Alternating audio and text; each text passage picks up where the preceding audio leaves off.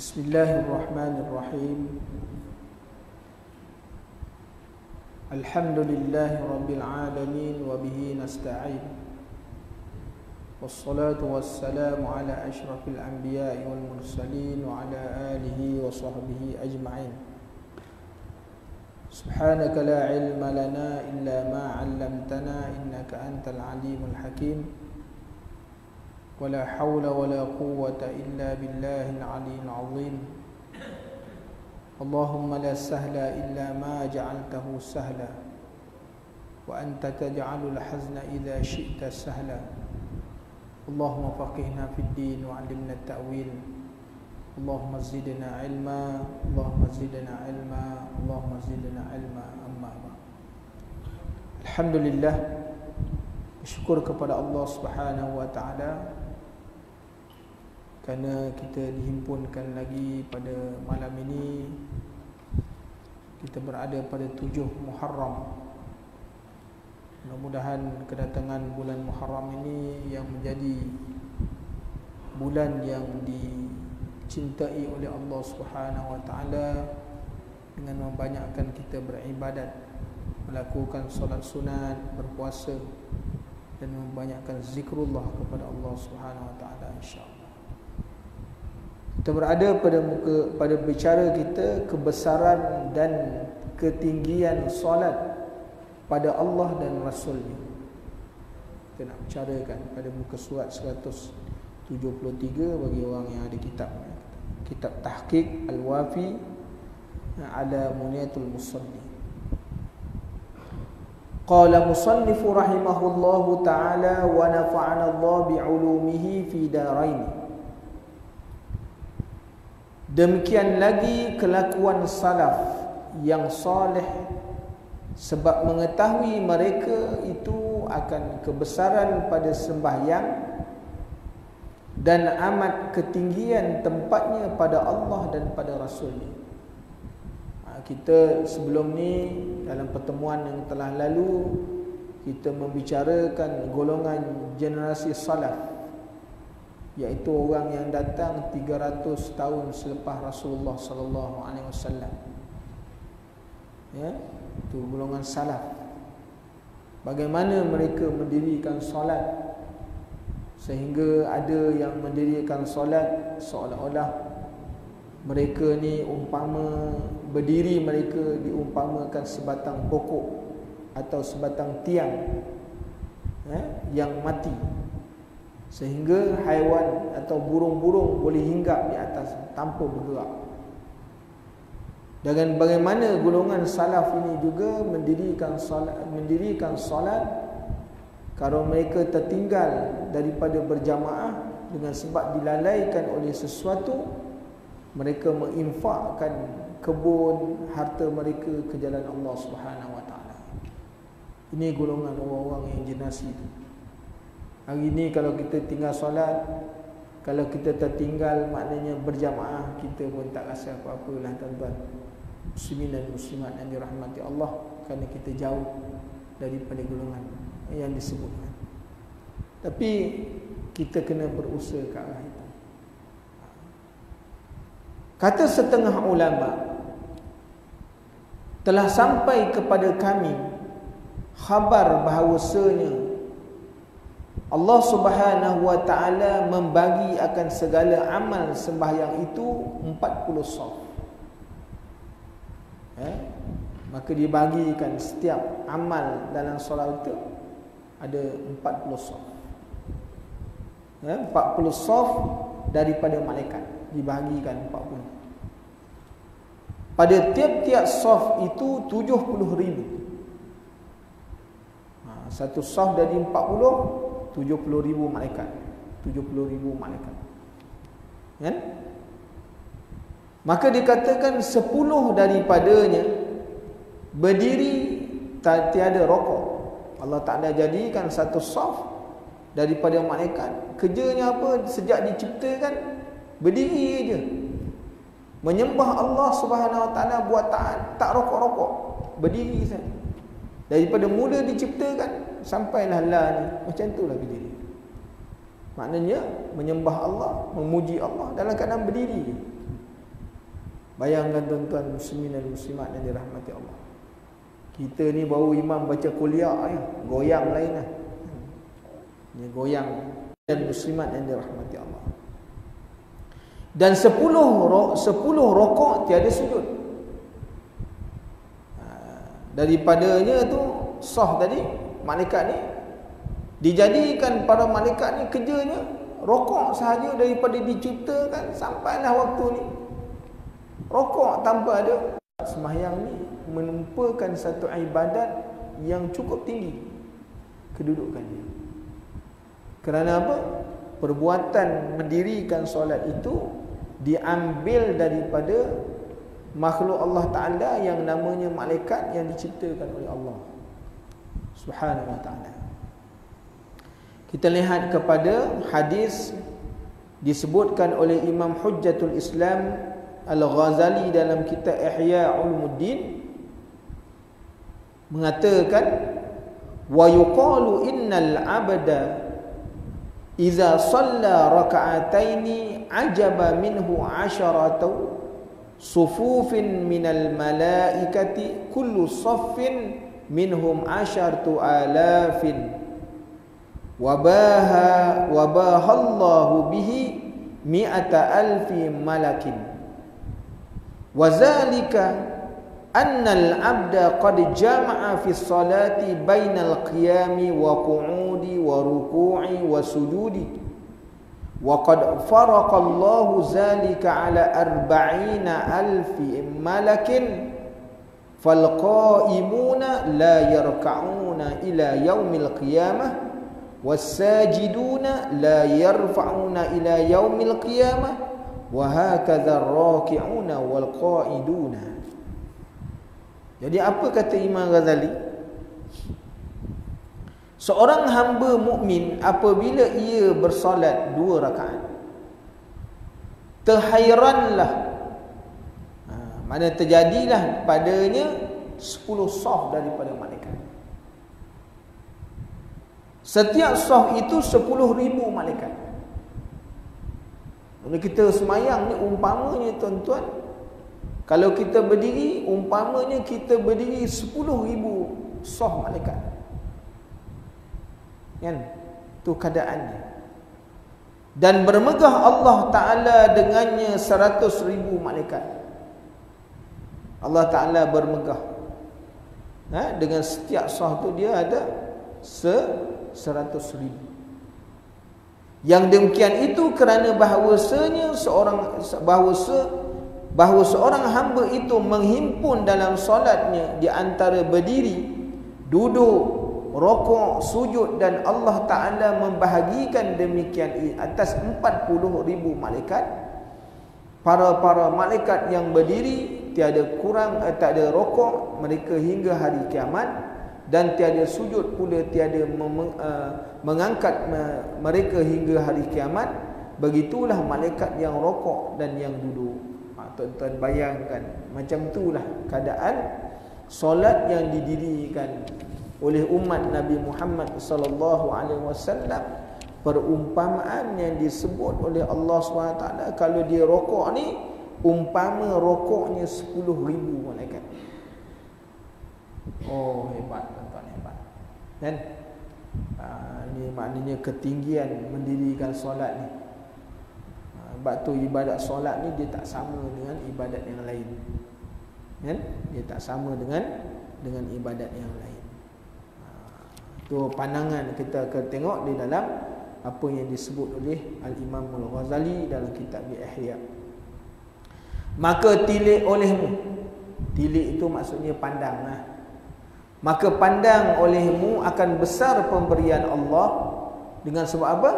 Dengan sebab peumpamaan orang yang rokok dalam semayang ni, orang sujud dalam semayang, orang berdiri dalam semayang ni, umpama maknanya 10,000 malaikat berdiri, 10,000 malaikat sujud. Kan? 10,000 malaikat. Maknanya duduk. Umpama, perumpamaan. Nak tengok kepada kita akan kebesaran dan kurniaan Allah Subhanahu wa ta'ala kepada orang yang mendirikan solat. kurniaan Allah.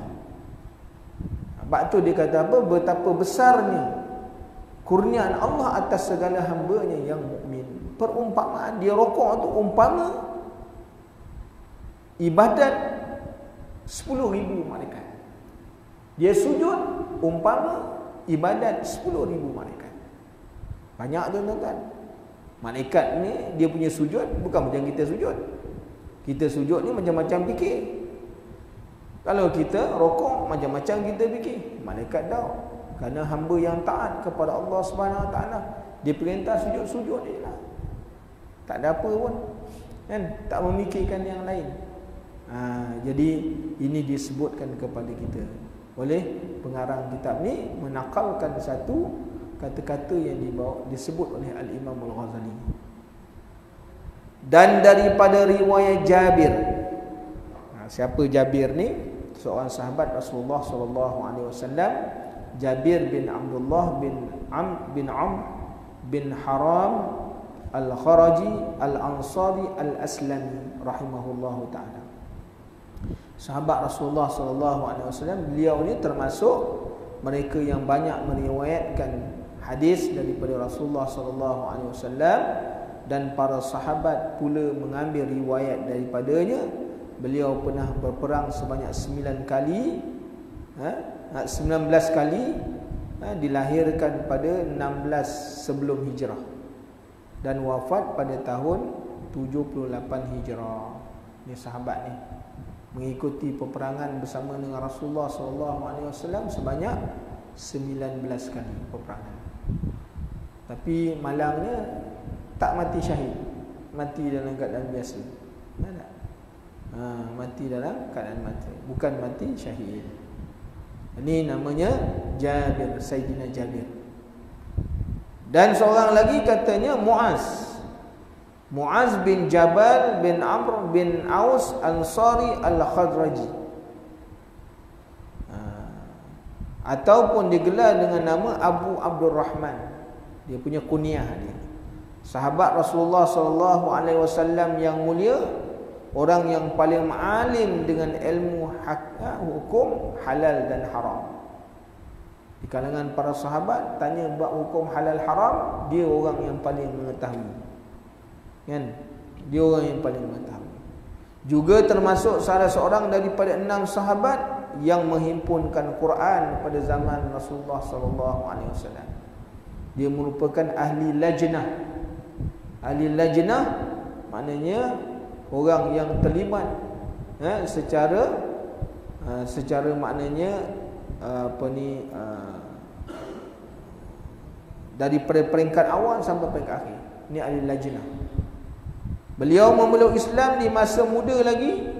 Rasulullah sallallahu alaihi wasallam telah angkat persaudaraan antara beliau dan di antara Ja'far bin Abi Talib.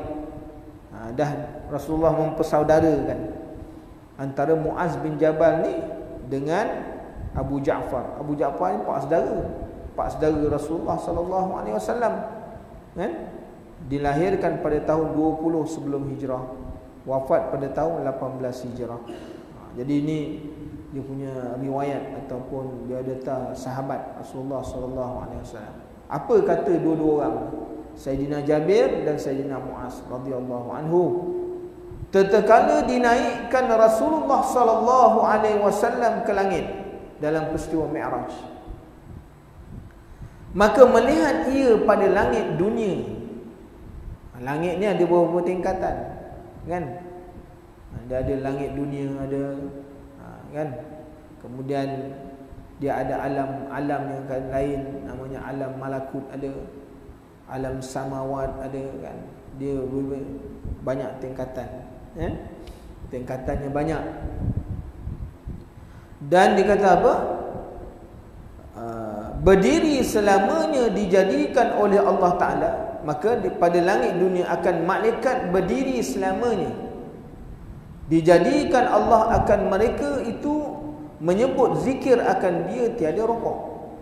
Mana bila Nabi SAW di Mi'rajkan, maka bila naik ke langit dunia, lapisan yang paling bawah lah, sebelum naik ke ke apa, Sidratul Muntaha, ke Baitul Ma'mur, kan, naik gitu, naik kepada tingkat-tingkat yang lebih tinggi.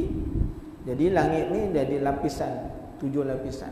Baca dalam surah Al-Baqarah, Allah Ta'ala sebut dijadikan langit ini dengan 7 lapisan dan bumi dengan 7 lapisannya pula. Jadi setiap langit ni ada penjaga-penjaga dia, kan?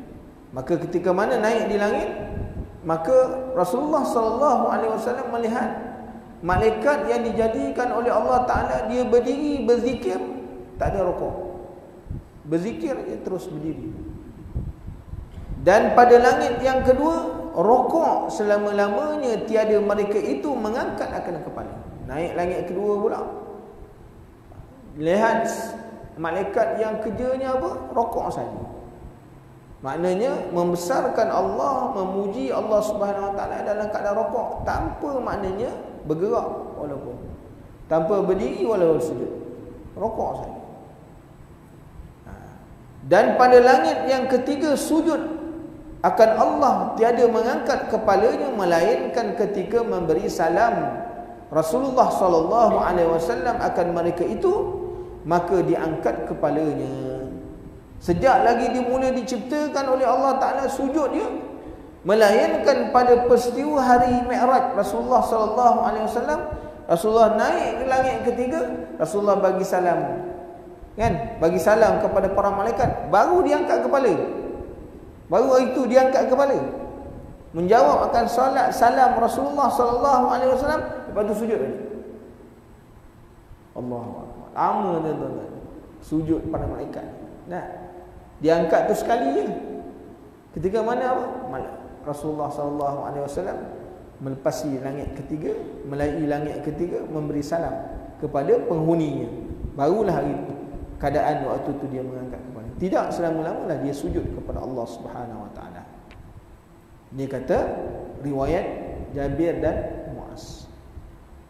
Jadi tuan-tuan muslimin dan muslimat yang dirahmati Allah, nak menunjukkan kepada kita kebesaran solat, kan? Kebesaran solat ni di sisi Allah dan para rasul tinggi, ya, kedudukannya. Kerana apa dia mengangkat kepala? Kerana menjawab salam Rasulullah sallallahu alaihi wasallam. Kemudian maka sujud pula selamanya. Itulah sekali mengangkat kepala. Dengan asbab Rasulullah sallallahu alaihi wasallam melalui langit yang ketiga lalu memberi salam kepada mereka. Itulah yang angkat kepala. Tak angkat. Angkatnya pun atas perintah Allah Ta'ala. Mana taat juga, tak guna juga. Maka kerana itulah, kerana inilah dituntut 2 kali sujud pada tiap-tiap rakaat. Yang sebab bila Rasulullah bagi salam, Assalamualaikum tadi, dia pun tengah sujud, dia bangkit. Lepas tu dah menjawab salam, dia sujud balik. Dengan sebab itu perbuatan kita dalam sembahyang kena 2 kali sujud, dengan sebab perbuatan para malaikat Allah Subhanahu Wa Taala. Itu asal usul kenapa sujud tu 2 kali. Kan? Asal usul sujud tu kenapa kena 2 kali. Sebab ada dia punya ambilannya tuan-tuan. Kalau orang tanya, ni sembahyang kau ni asal sujud 2 kali, sekali kan boleh ke? Ni ada ambilannya. Sumber dia tu ada, kan? Maknanya kita buat ni tuan-tuan, solat yang kita dirikan ni bukan direka-reka, bukan saja-saja tu disuruh. Kenapa sujud 2 kali, kenapa suruh rokok, siapa suruh i'tidal? Ada. Yang rokok tadi, kenapa ada i'tidal? Ketika mana dia rokok, malaikat Nabi bagi salam, dia pun bangun. Lepas tu ada i'tidal. Ada. Kita tak tahu. Sebab tu kena ambil sumber, ambil-ambilan. Ni orang kata ni tonggang-tonggek sia-sia sembahyang ni. Tak ada makna pun buat. Sebab tu maknanya kita kena melihat pandangan agama ni mesti dilihat daripada pandangan agama, bukan dengan logik akal. Solat ni tidak boleh dilihat dengan logik akal, mesti ditengok dari sudut pandangan agama. Mesti ada sumber dia, mesti ada ambilan dia, tuan-tuan. Muslimin dan muslimat yang dirahmati Allah. Kemudian dan pada langit yang keempat, tasyahud mereka itu selama-lamanya. Naik pada langit keempat, malaikat yang diciptakan oleh Allah tasyahud dia, iaitu makna memberikan kesaksian kepada Allah sepanjang masa. Dan pada langit yang kelima mengucap tasbih dan berzikir mereka itu selama-lamanya. Dan pada langit yang keenam mengucap takbir mereka itu selama-lamanya. Dan pada langit yang ketujuh malaikat mengucap salam. Masa dijadikan Allah akan mereka itu ucapan salam, kan? Beri salam, mengucap salam. Salam ni kan salah satu daripada asma'ullah, As-salam, kan? Itu nama Allah. Sebab tu Allah Ta'ala bagi pakai kita ke atas dunia ni. Kalau kita tak nak mengucap salam pun, salam wajib diucapkan, tidak tak sah sembahyang. Kalau kita hari ni tuan-tuan jumpa orang tak mau ucap salam, tak apa, tapi dalam sembahyang wajib tak ucap salam, sembahyang tak sah. Wajib menyebut nama Allah As-salam, Assalamualaikum warahmatullahi. Wajib. Tak nak ucap, sembahyang tak sah. Itu jadi wajib. Kalau tak jadi wajib kan ni, selama-lama dah kita jenis pemalas nak mengucap salam pun. Jumpa orang bagi salam, Assalamualaikum. Siapa tu? Tak kenal pun. Jawab dah dulu, kan? Jawab dulu. Orang bagi salam, jawab dulu. Ni tanya siapa? Tak pernah nampak pun, kan? Jawab dulu salam orang. Itu sunat, tuan-tuan. Memberi salam sunat, menjawab wajib. Tapi ada keadaannya yang menjadi wajib. Dalam sehari semalam tu 5 kali wajib, kan? 5 kali wajib kena ucap. Tidak tak ucap tu, mana tak semayang itu. Jadi tuan-tuan, muslimin dan muslimat yang dirahmati Allah. Kemudian maka cinta hati Rasulullah sallallahu alaihi wasallam dan ingin bahawa dijadikan baginya demikian segala ibadat malaikat yang demikian yang di dalam langit itu baginya dan bagi umatnya. Jadi bila Rasulullah tengok daripada langit 1, langit 2, langit 3, langit sampai langit ke-7, perbuatan malaikat ni, timbul rasa cinta Rasulullah sallallahu alaihi wasallam. Dalam keadaan Allah Ta'ala lebih mengetahui apa yang ada dalam isi hati Rasulullah sallallahu alaihi wasallam. Rasulullah hendak, kalau dijadikan ni ibadat umat aku dan umat aku, bagus. Allah Ta'ala lebih mengetahui, kan? Allah Ta'ala lebih mengetahui. Maka telah mengetahui oleh Tuhannya yang khaliq, yang khaliqul alim, akan cita nabinya, serta sudah diketahui pada azalinya. Allah Ta'ala dah mengetahui daripada azali lagi, kan? Sebelum peristiwa Isra' Mi'raj lagi Allah Ta'ala dah mengetahui. Ni nanti naik, nanti Allah Ta'ala akan lihat-lihat kanan perbuatan para malaikat, sehingga timbul dalam hati Rasul. Dalam lagi azali lagi dah ada, dah tercatat di Lauh Mahfuz Allah Ta'ala. Bukan baru tu, kan? Semuanya dah ada dah. Tulisannya semua dah ada di Lauh Mahfuz Allah Ta'ala, dah ada. Dihimpunkan segala ibadat malaikat yang dalam 7 petala langit itu dalam 2 rakaat sembahyang, kerana memuliakan nabinya dan umatnya. 2 rakaat sembahyang, asal-asal sembahyang 2 rakaat, kan? Cipta, kan, dijadikan. Itulah keadaan sembahyang, perbuatannya. Maka kata Muaz dan Jabir, maka barang siapa berdiri dalam sembahyang serta membesarkan dia dan ditunaikan segala rukuknya dan rukunnya dan rukuk dan sujudnya, adalah baginya pahala malaikat 7 petala langit dan barang yang ada di dalamnya segala kejadian Allah Ta'ala. Mana kalau orang mendirikan solat, dihadirkan semua perbuatan tadi, rukuknya, sujudnya, i'tidalnya, bacaannya tadi, maka umpama dia telah melakukan ibadat sebanyak-banyak malaikat daripada langit pertama sampai langit ketujuh.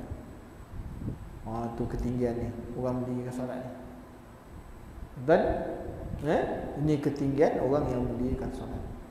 Sebab disebut di dalam hadis daripada Daratun Nasihin, wa an Muadz bin Jabal wa Jabir bin Abdullah radhiyallahu anhu ta'ala anhuma annahuma qala lamma urija bin nabi alaihi salatu wassalamu lailatal mi'raj ila as-samawat ra'a fis samai ula malaikatun yazkuruna Allah ta'ala munzu khalaqahumullahu ta'ala. Ketika mana dimi'rajkan Nabi SAW pada malam Mi'raj ke langit, maka Rasulullah melihat pada langit yang pertama malaikat yang memuji Allah Ta'ala ataupun yang menyebut akan Allah Ta'ala sejak daripada mula dia diciptakan oleh Allah Ta'ala. Puji dia. Kalau mana bertasbih, tasbih daripada mula diciptakan, subhanallah, itu kalam yang dia sebut, sampailah ketika mana peristiwa Mi'raj Rasulullah sallallahu alaihi wasallam. Lama tuan-tuan? Lama. Jangan tu lama kan? Tu nak katakan tadi, malaikat ni ialah makhluk yang diciptakan semata-mata buat taat. Malaikat ni diciptakan semata-mata buat taat. Tak ada ingkar. Itu nama malaikat. Dan kita pun kadang-kadang orang ni sebahkan, engkau ni macam malaikat. Kenapa? Kerana baik dia tu. Engkau ni macam malaikat. Kan? Baik engkau ni macam malaikat. Nisbah ada nisbah. Dinisbahkan tu baik itu. Buat macam malaikat, sebab malaikat memang baik-baik. Kan? Tapi kalau jahat, engkau ni macam dajjal lah. Kenapa? Sebab dajjal memang jahat. Kan? Sampai macam tu orang tua dulu kita buat perumpamaan kan. Nak bandingkan dua keadaan. Dua keadaan. Jadi tuan-tuan, wa fi saniyati ra'a malaikatan yarka'una lillahi ta'ala munzu khalaqahumullahu ta'ala. Naik pada langit yang kedua, Nabi SAW melihat para malaikat ini, mereka rokok sejak daripada mula diciptakan oleh Allah Ta'ala. La yarfa'u ra'sahum, dan tidak mengangkat kepalanya walau seketika sekalipun. Diciptakan dia rokoknya tak pernah angkat kepala. Macam kita ni kalau rokok kejap, imam tu lama sangat tengok, apsal imam ni lama benar. Setiap jeling pusing ke kepala, imam dah tak ada punya. Dan angkat kepala pusing kepada dia tau. Malaikat disuruh sujud, rokok je, tak pernah angkat dah. Tak ada pusing-pusing. Tu nama malaikat. Kan? Wa fi sanisati ra'a Allah Ta'ala munzu khalaqahumullahu ta'ala la yarfa'u ra'sahu. Makna yang sujud, sejak mula dia sujud tak pernah angkat-angkat kepala. Illa hina, kecuali ketika mana hina sallama alaihimun nabi sallallahu alaihi wasallam. Ketika mana dia angkat kepala? Ketika Nabi sallallahu alaihi wasallam memberi salam kepada mereka, barulah hari itu dia angkat kepala dia. Tak pernah dah tuan-tuan. Sejak diciptakan, dia angkat kepala ketika mana Rasulullah beri salam. Kan? Rasulullah beri salam, dia pun mengangkat. Farafa'u ra'suhum wa ruddu salaman Nabi sallallahu alaihi wasallam. Dia mengangkat kepala itu kerana menjawab akan salam Nabi sallallahu alaihi wasallam. Summa sajadu saniyan ila yaumil qiyamah, dan dia balik sujud sampai hari kiamat esok. Allah. Nah, Dia cuma angkat kepala sekali je. Itu pun ketika mana Rasulullah dalam peristiwa Mi'raj. Beri salam, baru dia angkat kepala. Lepas tu sujud balik. Ni sujud ni sampai kiamat. Rasulullah dah meninggal dengan kita berapa? 1442 Hijrah. Makna malaikat tu selepas dari peristiwa malaikat Rasulullah beri salam, dia sujud dah 1400 lebih dah. Tuan-tuan, muslimin dan muslimat yang dirahmati Allah. Peristiwa Isra itu berlaku pada tahun 6 Hijrah. Pada tahun ke-11 daripada kerasulan. Jadi tuan-tuan bayangkan betapa lamanya malaikat sujud. Kalau kita ni sujud lama-lama macam tu, kan? Naik gelap kepala tu. Kena pula darah tinggi pula.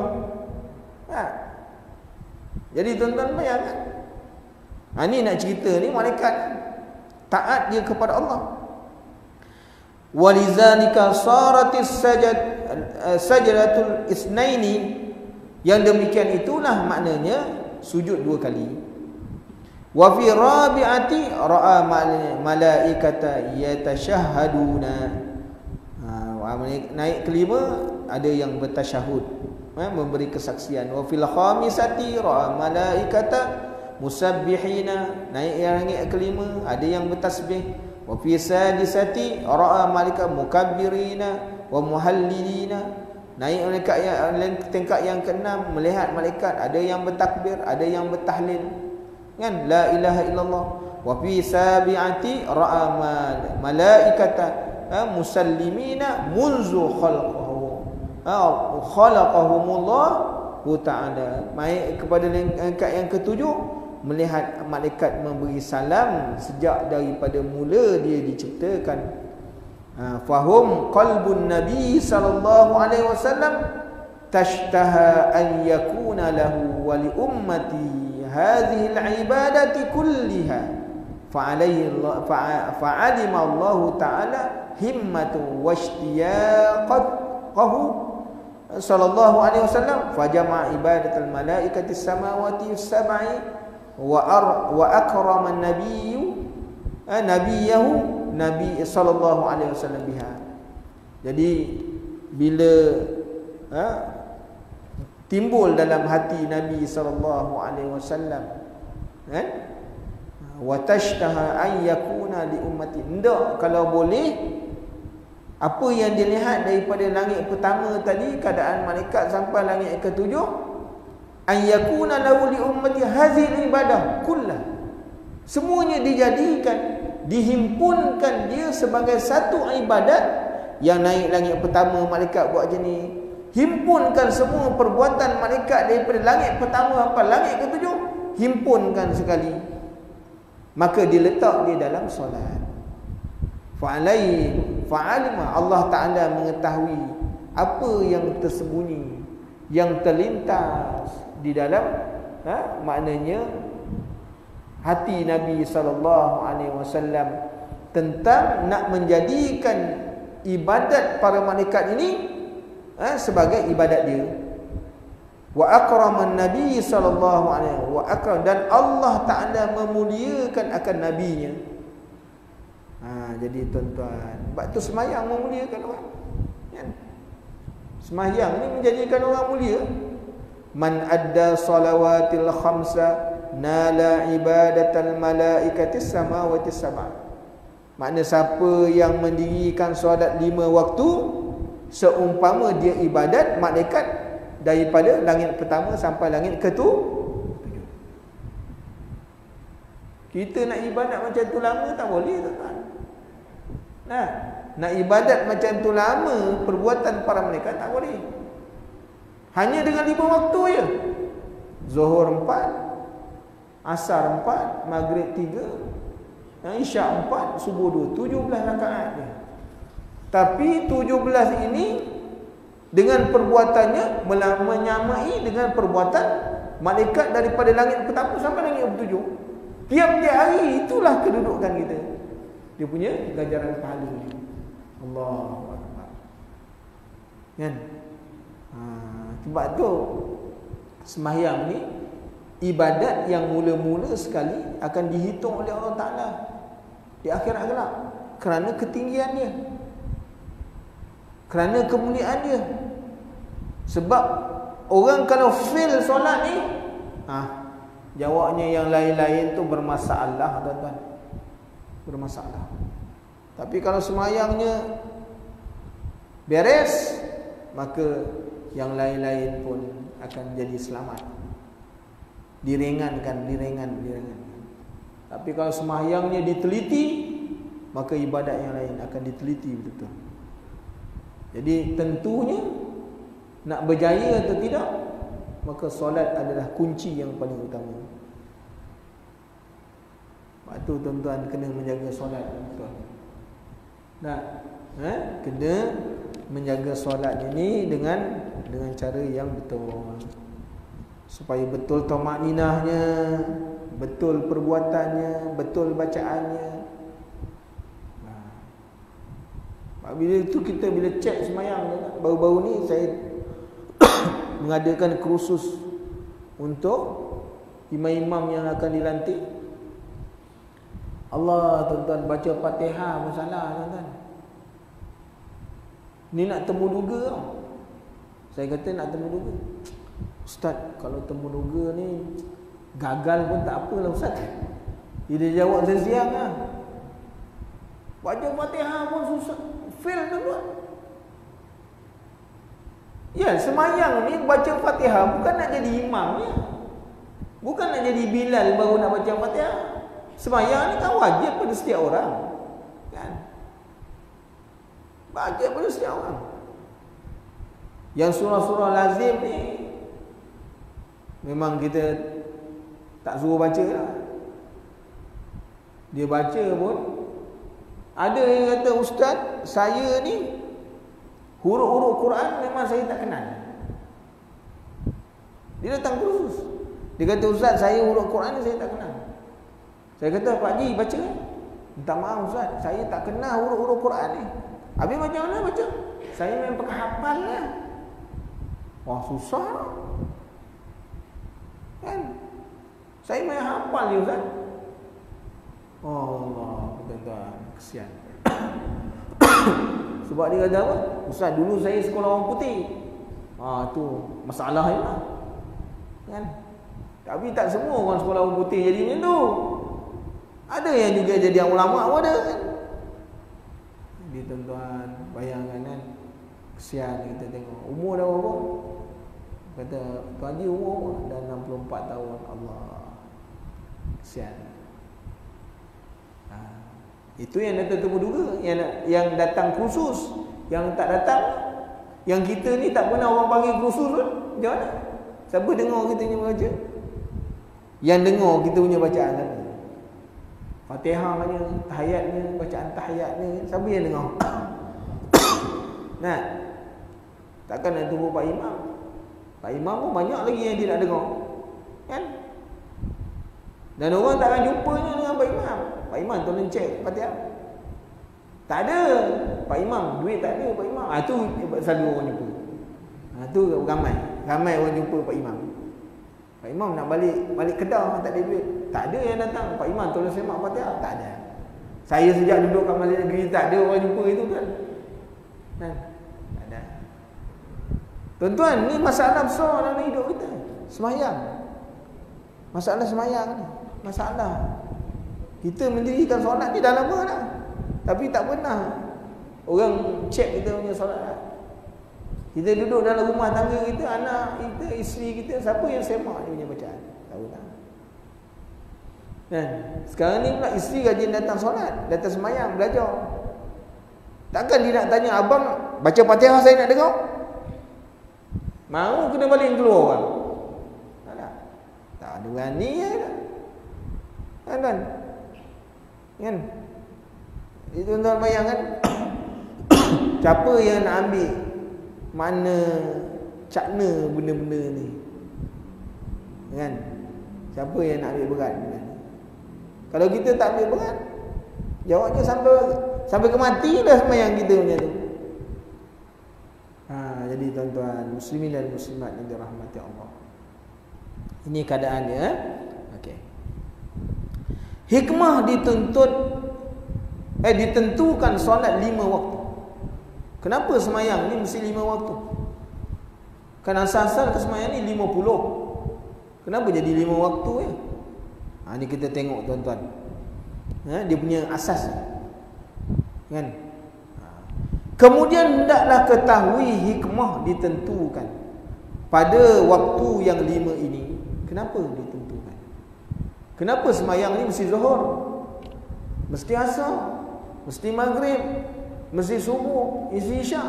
Kalau buat 5 waktu sekali, waktu zuhur tu habiskan 5 waktu, 17 rakaat, kan senang. Maghrib tak payah semayang, isyak tak semayang, subuh tak semayang, tidur ya. Nanti zuhur baru semayang 17 sekali, kan senang. Kenapa mesti ada waktu zuhur? Mesti ada waktu. Mesti ada sumber dia. Mesti ada ambilan dia. Jadi ini pengarang kitab ni menghuraikan kenapa semayang waktu tu jadi 5 dan waktunya berbeza-beza. Hikmah ni. Dan padanya bilangan-bilangannya. Kenapa pula zuhur mesti 4? Kalau semayang ikut suka kita kan bagus. Semayang, janji semayang zuhur buat 1 ya. Subuh buat separuh ya. Kan senang, janji semayang. Tapi kenapa zuhur mesti 4, asar mesti 4, maghrib mesti 3, isyak 4, subuh 2? Kalau dia samakannya, zaman sekarang ni orang nak sama rata, sama ke semua? Zuhur, asar, maghrib tak ada pilihan, semua 4. Kan senang. Ini yang 4 pun terlajak sampai 5. Yang 2 pun kena terkurang sampai 1. Terlupa. Tak ingat. Mayang 3 ke 4 ni? 3 ke 4 sampai ke sudah bagi salam. 3 ke 4? Kan? Sembahyang maghrib 3 je bang. Tapi dia confuse 3 ke 4 ni sampai ke sudah. Kalau ingat semua 4 je kan senang. Tak ada masalah. Tapi masuk maghrib je 3. Jadi kenapa tuan-tuan? Muslimin dan muslimat yang dirahmati Allah, ada hikmahan. Telah dikatakan setengah hukama, ditentukan tiap-tiap semayang itu menyembahyangkan suatu nabi daripada anbiya Allah, daripada waktunya. Jadi diambil semayang ni dengan sebab perbuatan nabi-nabi yang terdahulu. Kan? Seperti mana yang disebutkan dalam riwayat ini, dikata apa? Daripada disebut dalam kitab Mughni Muhtaj, dikarang oleh Imam Syekh Khatib Al-Syarbini, mengatakan faidatun fi syar'il musnadi lirrafi'i an subha kanat salata Adam wal zuhra kanat salata Daud wal asr kanat salata Sulaiman wal maghriba kanat salatu Ya'qub wal isya kanat salata Yunus wa awrada fi zalika khabaran fajama'a Allah subhanahu wa ta'ala jami'a zalika li nabiyina sallallahu alaihi wasallam wa li ummati ta'ziman lahu wa li taksirati li ujuri lahu wal ummatihi. Maka disebutkan oleh Khatib Asy-Syarbi'i, mengatakan bahawa solat zuhur ni yang kita solat subuh ni yang kita buat ni, kita ambil dari perbuatan solat yang dilakukan oleh Nabi Allah Adam. Ketika mana Nabi Adam ni Allah Ta'ala turunkan di bumi daripada langit, dalam syurga, turunkan bumi dalam kegelapan. Timbul rasa takut dia kepada Allah. Takut. Sebab turun dalam keadaan gelap, tak nampak apa. Bila matahari terbit tuan-tuan, fajar naik, maka rasa syukur dia kepada Allah. Tadi dia sembahyang 2 rakaat. Itu sebab dia sembahyang subuh. Itu sebab. Kerana bila diturunkan daripada langit tadi, sebab yang dikatakan bahawa melanggar akan perintah Allah, kan? Jadi diturunkan ke bumi dalam keadaan gelap gelita tuan-tuan. Kita kalau gelap gelita macam mana nak? tiba-tiba datang cahaya terang, tentu gembira kan? Maka tanda gembira dia, lalu dia mendirikan sembahyang 2 rakaat pada waktu subuh tu. Jadi dia ambil daripada itu. Dan zuhur itu solat Nabi Allah Daud. Nabi Allah Daud. Itu ibadat pada masa itu.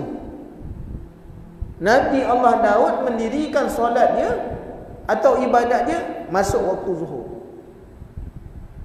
Zuhur dirikan ibadat. Itu merupakan satu daripada perintah Allah kepada dia. Ni waktu ni mesti kau kena sembah aku. Ada? Dan solat asar itu Nabi Sulaiman, anak kepada Nabi Allah Daud, sembahyang waktu asar. Waktu ni perintah aku, kata Allah. Kau kena sembah ni. Dirikan solat. Maghrib itu Nabi Yaqub. Isya itu Nabi Yunus. Kan? Maka dihimpunkan taat Allah Ta'ala semua itu bagi Nabi kita Muhammad sallallahu alaihi wasallam dan umatnya kerana membesarkannya, membesarkan baginya, juga kerana banyak pahala balasan baginya dan umatnya. Jadi kita ni tuan-tuan disuruh mendirikan solat-solat ni pada waktu-waktu yang tentu kerana mengambil nisbah daripada perbuatan nabi-nabi yang terdahulu. Kita mengambil perbuatan nabi-nabi dulu sembahyang. Nabi Adam sembahyang subuh, tu syariat dia. Masuk Nabi Allah Sulaiman, Nabi Allah Daud, waktu zuhur itu syariat dia. Waktu tu perintah Allah Ta'ala kepada dia.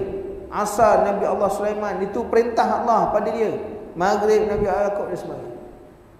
Jadi tiba kepada Nabi Muhammad sallallahu alaihi wasallam 5 waktu diambil ni semua. Perbuatan nabi-nabi ni ada subuh, ada zuhur, ada asar, ada maghrib, ada isya. Mana perbuatannya para nabi? Dihimpun semua sekali. Kerana apa tuan-tuan? Nak membesarkan Allah SWT, mengingati Allah pada semua keadaan. Sebahagian daripada waktu siang dan sebahagian daripada waktu malam. Kalau Nabi dulu malam je, subuh je, maghrib je, isyak je. Tak, Nabi Muhammad SAW mengingat Allah Ta'ala sebahagian daripada malam dan sebahagian daripada siang. Itu jadi kemuliaan kepada umat Nabi Muhammad SAW. Kenapa? Pahala dan balasannya cukup besar. Jadi ini tuan-tuan muslimin dan muslimat yang dirahmati Allah. Hadis ni kita dah tengok ada dia punya sumbernya ada. Lepas ni orang tak boleh argue kita tuan-tuan. Mana yang kau sembahyang di zuhur, mana kau ambil? Dia. Mana yang sumber rakaat ni mana dapat? Mana perbuatan-perbuatan ni yang sembahyang kena ada rokok sujud, semua dah ada. Kan? Kita dah tahu dah semua. Jadi yakinlah kita sembahyang ni bukan perintah, bukan Nabi yang suruh. Perintah ni siapa? Allah Ta'ala yang memerintahkan solat. Bukan maknanya perintah itu datang kepada Nabi, kan? Bukan saja-saja Rasulullah suruh sembahyang, kerana ada perintah dia. Jadi tuan-tuan muslimin dan muslimat yang dirahmati Allah, nanti kita bicarakan pertamanya orang yang melakukan solat subuh, macam mana dia punya sumber dia ataupun sebab-sebab dia. Kenapa solat subuh ni berlaku? Nanti insya-Allah kita akan melihat dengan hadis-hadis yang disebutkan oleh maknanya yang datang daripada Rasulullah sallallahu alaihi wasallam, insya-Allah. Bismillahirrahmanirrahim. Alhamdulillahirabbil alamin. Wassalatu wassalamu ala asyrafil anbiya'i wal mursalin wa ala alihi wa sahbihi ajma'in. Allahumma inna nas'aluka ilman nafi'a wa rizqan thayyiban wa amalan mutaqabbala. Allahumma faqihna fid din wa 'allimna at-ta'wil. Subhanakallahumma wa bihamdika asyhadu an la ilaha illa anta astaghfiruka wa atubu ilaik. Subhana rabbika rabbil izzati amma yasifun wa salamun 'alal mursalin walhamdulillahi rabbil alamin. Barakallahu